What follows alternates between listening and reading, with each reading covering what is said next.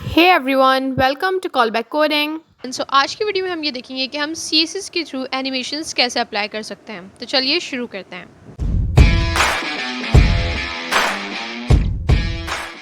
यहाँ पे मैंने एक HTML की फ़ाइल क्रिएट कर ली है और उसको मैंने अपनी CSS की फ़ाइल के साथ लिंक कर लिया है। अब मैं यहाँ पे क्या करूँगी, सबसे पहले मैंने यहाँ पे एक डिव बनाया और इस डिव को मैंने क्लास दे दी मेन, और इसको हम यहाँ पे आके टारगेट करेंगे। मैंने लिखा मेन और मैं इसको सबसे पहले तो एक बैकग्राउंड कलर दे दूँगी। लेट्स से मैंने इसको बैकग्राउंड कलर दे दिया पिंक, और उसके बाद मैं इसकी कुछ हाइट और विड्थ सेट कर दूंगी। मैंने इसकी हाइट कर दी 50 पिक्सल्स और इसकी विड्थ भी मैं सेट कर देती हूँ 50 पिक्सल्स। अब इसको अपने ब्राउज़र पे चेक करेंगे कि हमारे पास कैसा शो हो रहा है। तो ये हमारे पास एक डिव शो हो गया। मैंने यहाँ पे आके इस डिव में सबसे पहली प्रॉपर्टी मेरी होगी, मुझे एनिमेशन को एक नेम देना होगा। मैंने यहाँ पे आके लिखा एनिमेशन नेम और इसका नेम मैं दे देती हूँ लेट सपोज div1। यहाँ पे हम कुछ भी नेम दे सकते हैं। मैंने इसको div1 नेम दिया है, आप जो नेम चाहें वो यहाँ पे दे सकते हैं, यहाँ पे कोई रिस्ट्रिक्शन नहीं है। अब मुझे क्या करना है, मुझे यहाँ पे नीचे आके लिखना है @ और यहाँ पे मुझे लिखना है की फ्रेम। जैसे ही मैं लिखूँगी मेरे पास ये ऑप्शन शो होगा और मैं इस पर एंटर कर दूँगी। अब यहाँ पे जो आइडेंटिफायर लिखा आ रहा है, यहाँ पे हमें नेम लिखना है अपनी एनिमेशन का। मैंने यहाँ पे आके लिख दिया div1। अब मुझे यहाँ पे लिखना पड़ेगा फ्रॉम और इसके बाद मुझे लिखना पड़ेगा 2। पहले मैंने विड्थ कर दी 50 पिक्सल्स और उसके बाद मैंने कहा कि इसकी विड्थ हो जाए 100 पिक्सल्स, 50 पिक्सल्स से 100 पिक्सल्स पे। लेकिन अभी यहाँ पे कुछ भी नहीं हुआ। अब मुझे क्या करना है, मैंने यहाँ पे आके लिखा एनिमेशन ड्यूरेशन और मैंने इसको ड्यूरेशन दे दिया 2 सेकेंड्स लेट्स से। अब हम इसको रीलोड करेंगे और यू कैन सी कि मेरे पास यहाँ पे इसकी विड्थ 50 पिक्सल्स से 100 पिक्सल्स हो गई। तो ये हमारे पास एक छोटी सी एनिमेशन अप्लाई हो गई। अब मुझे क्या करना है, लेट्स से कि मुझे यहाँ पे डिले देना है। मैं ही चाह रही हूँ कि मैं जब अपनी वेबसाइट ओपन करूँ, मैं इसको रीलोड करूँ, उसके 2 सेकेंड्स बाद मेरी एनिमेशन अप्लाई हो। तो मैंने यहाँ पे आके लिख दिया एनिमेशन डिले और इसके बाद मैंने यहाँ पे लिख दिया 2 सेकेंड्स। अब जब मैं इसको रीलोड करूँगी उसके 2 सेकेंड्स बाद मेरे पास यहाँ पे एनिमेशन अप्लाई होगी। इसके बाद देख लेते हैं हम अपनी next property, that is animation iteration count. जब मैं इसको रीलोड करूँगी तो यहाँ पे जब मेरे पास एनिमेशन अप्लाई होगी, ये एक बार जाएगा और उसके बाद यहाँ पे रुक जाएगा। अगर मैं चाहती हूँ कि 3 टाइम्स हो, 4 टाइम्स हो, तो वो मैं यहाँ पे दे सकती हूँ। एक काम ही करते हैं कि डिले को हम थोड़ा कम कर देते हैं और यहाँ पे आके मैं लिख दूँगी लेट्स से मैंने यहाँ पे लिख दिया 3 टाइम्स। अब यहाँ पे 1 सेकेंड बाद यहाँ पे होगा 1, इसके बाद 2 एंड देन 3। तो यहाँ पे हमारे पास 3 टाइम्स हो गया। और अगर हमें कुछ ऐसा करना है कि हमारे पास ये एनिमेशन अप्लाई होती रहे, तो इसके लिए हम यहाँ पे लिख देंगे इनफाइनाइट। तो ये इनफाइनाइट टाइम्स हमारे पास एनिमेशन अप्लाई होती रहेगी, अब ये रुकेगी नहीं। अगर मैं इसकी ड्यूरेशन को कम कर दूं तो ये थोड़ा स्पीड में हमारे पास परफॉर्म होगा। यू कैन सी कि यहाँ पे इसकी स्पीड इंक्रीज हो गई है। अब हम बात कर लेते हैं डायरेक्शन की। मैंने यहाँ पे आके लिखा है एनिमेशन डायरेक्शन और यहाँ पे हमारे पास काफ़ी सारी डायरेक्शन है। लेट्स से मैंने यहाँ पे लिख दिया रिवर्स। अब रिवर्स में क्या होगा कि यहाँ पे ये पहले 100 पिक्सल होगा, 100 से ये 50 पिक्सल होगा। ये रिवर्स में हमारे पास एनिमेशन अप्लाई होने लगी। फिलहाल मैं इसको कमेंट कर देती हूँ कि मुझे रिवर्स में नहीं चाहिए, मुझे 50 से ही 100 की तरफ मूव करना है। इसके बाद हमारे पास एक और प्रॉपर्टी होती है, that is animation timing function. अब इसमें मेरे पास क्या होगा, लेट्स से मैंने यहाँ पे लिखा ईज इन। अब हम इसको चेक करेंगे तो ईज इन में क्या होगा कि ये हमारे पास स्टार्ट जब होगा तो ये थोड़ा स्लो होगा, बट जब ये एंड होने लगेगा तो इसकी स्पीड इंक्रीज हो जाएगी। अगर मैं ईज आउट करूँ तो ये स्टार्ट होगा स्पीड में और एंड में आके स्लो हो जाएगा। तो ईज आउट में हमने देखा कि ये स्टार्ट हो रहा है स्पीड में और एंड में आते आते ये स्लो हो गया। हमारे पास एक और चीज़ होती है, that is ease in out. ये स्टार्ट स्लो होगा, बीच में ये थोड़ा स्पीड में आ जाएगा और फिर ये एंड में आते आते फिर स्लो हो जाएगा। ये स्टार्ट स्लो होगा, फिर स्पीड में और एंड में आके फिर से स्लो हो जाएगा। तो ये तो हमारे पास कुछ प्रॉपर्टीज़ हो गई जो हमने एक बॉक्स पे अप्लाई करके देख ली। अब हम इसको एक एग्जाम्पल के थ्रू समझते हैं। मुझे क्या करना है, फ़िलहाल मैं एक काम ये करती हूँ कि इसको कर देती हूँ कमेंट और यहाँ पे मैं एक डिव बनाऊँगी एंड दैट इज़ कंटेनर। अब सबसे पहले इस कंटेनर को हम कोई बैकग्राउंड कलर दे देते हैं और इसकी हाइट एंड विड्थ सेट कर देते हैं। ओके, तो ये मैंने एक कंटेनर बना लिया और इसकी मैंने हाइट एंड विड्थ सेट कर दी और इसको मैंने एक बैकग्राउंड कलर दे दिया। अब मैं क्या करूँगी, मैंने यहाँ पे आके एक डिव बनाया और इस डिव को मैंने क्लास दे दी ball1। अब मुझे इस डिव पे कुछ स्टाइलिंग अप्लाई करनी है। मैंने यहाँ पे आके लिखा ball1 और अब मैं इसको दूंगी एक बैकग्राउंड कलर और कुछ हाइट एंड विड्थ। तो मैंने इसका बैकग्राउंड कलर येलो सेट कर दिया और इस पर कुछ हाइट एंड विड्थ अप्लाई कर दी। अब मुझे ये बॉक्स यहाँ पे नहीं चाहिए, मुझे इसको इस जगह पे मूव करवाना है, तो इसके लिए मैं इस पर पोजीशन अप्लाई करूँगी। पोजीशन क्या होता है ये हम ऑलरेडी डिस्कस कर चुके हैं, अगर आपने अब तक वीडियो नहीं देखी है तो मैं उसका लिंक यहाँ पर अटैच कर देती हूँ। अब मैंने यहाँ पे आके इस पर जल्दी से पोजीशन रिलेटिव अप्लाई कर दी और उसको लेफ़्ट से मैंने लेट से 100 पिक्सल्स मूव कर दिया और हम इसको टॉप से भी 100 पिक्सल्स मूव कर देते हैं। तो यहाँ पे मेरे पास ये डिफ शो हो गया। अब ये मुझे बिल्कुल परफेक्ट लग रहा है। अब मुझे क्या करना है, मुझे इसे एक बॉल की शेप देनी है, एक सर्कल का शेप देना है।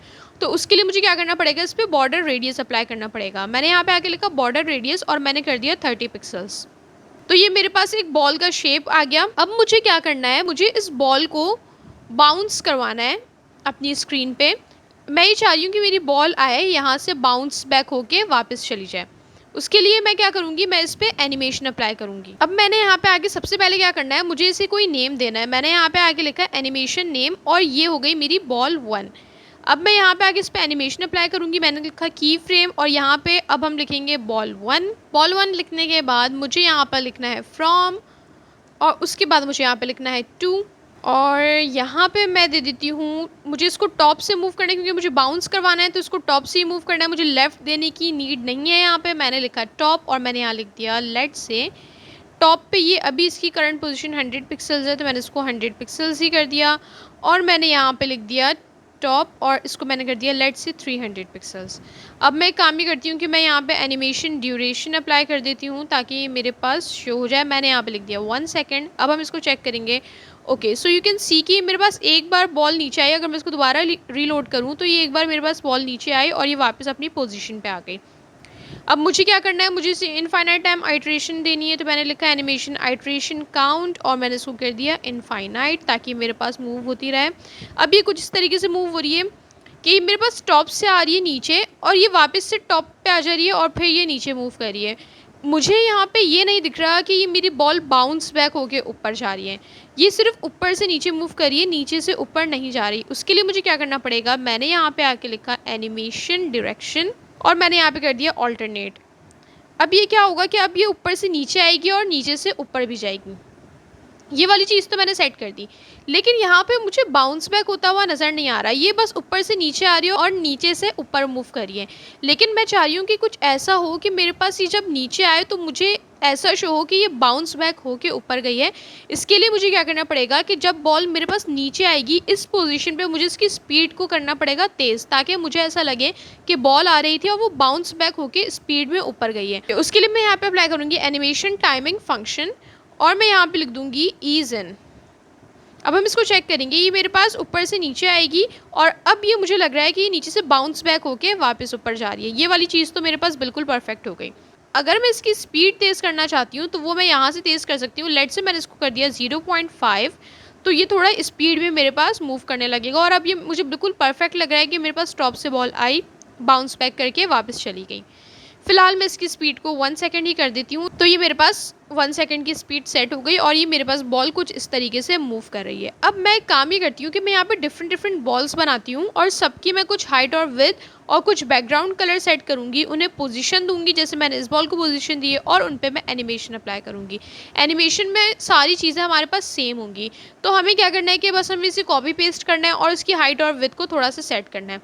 तो जल्दी से हम वो कर लेते हैं। ओके, सो मैंने यहाँ पे 8 डिफरेंट बॉल्स बना ली हैं और यहाँ पे मैंने उस पर कुछ स्टाइलिंग अप्लाई कर दी है। मैंने हर बॉल को डिफरेंट बैकग्राउंड कलर दिया है। जैसे मैंने अपनी फर्स्ट बॉल को दिया था बैकग्राउंड कलर, वैसे ही मैंने अपनी सेकंड बॉल को एक डिफरेंट बैकग्राउंड कलर दिया है।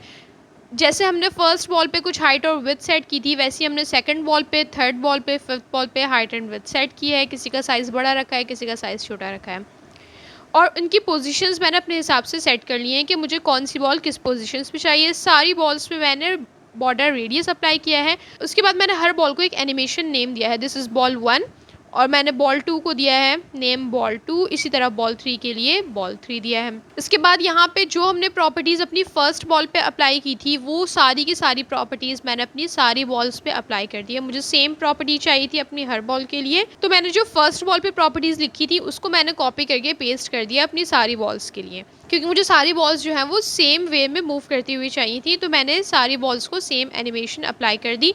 और इसके बाद मैंने सिर्फ इसका टॉप चेंज किया है, क्योंकि मुझे कोई बॉल ऊपर चाहिए, कोई नीचे चाहिए। अब मैं आपको दिखाती हूँ कि हमारे पास किस तरीके से शो हो रहा है। सो यू कैन सी कि मेरे पास कुछ इस तरीके से प्यारा सा एक सिनेरियो जनरेट हो गया है, जिसमें मैंने क्या किया है, मैंने अपनी फर्स्ट बॉल पे मैंने जो एनिमेशन अप्लाई किए हैं वो मैंने अपनी सारी बॉल्स पे एनिमेशन अप्लाई किए हैं। बस हमने डिफरेंट यहाँ पे क्या किया है कि लेट से अगर हम इस बॉल की बात करें, दैट इज ऑरेंज वाली बॉल, तो मैंने इसको टॉप से स्पेसिंग थोड़ी ज़्यादा दी है। अब ये रेड बॉल है, इसको मैंने टॉप से स्पेसिंग कम दी है, तो इसलिए ज़्यादा ऊपर जा रही है। ग्रीन बॉल है, इसको भी मैंने टॉप से स्पेसिंग कम दी है। इस ब्लू वॉल को मैंने टॉप से ज़्यादा स्पेसिंग दी है, इसकी हाइट और विड्थ मैंने सबसे कम रखी है। तो ये वाली सारी चीज़ें हम अपने हिसाब से अप्लाई कर सकते हैं। इसमें मैंने कोई भी ऐसी चीज़ नहीं लिखी है जो हमने डिस्कस ना की हो। इस पर हमने हाइट एंड विड्थ सेट की है, बैकग्राउंड कलर सेट किया है, पोजीशन सेट की है। पोजीशन क्या होती है वो हम ऑलरेडी डिस्कस कर चुके हैं। इसके बाद हमने इस पर बस एनिमेशन सेट किया, और एनिमेशन हमने वही सेट की है जो हमने अपनी फ़र्स्ट वॉल पे सेट करके देखी थी। तो ये मेरे पास कुछ इस तरीके से शो हो रहा है।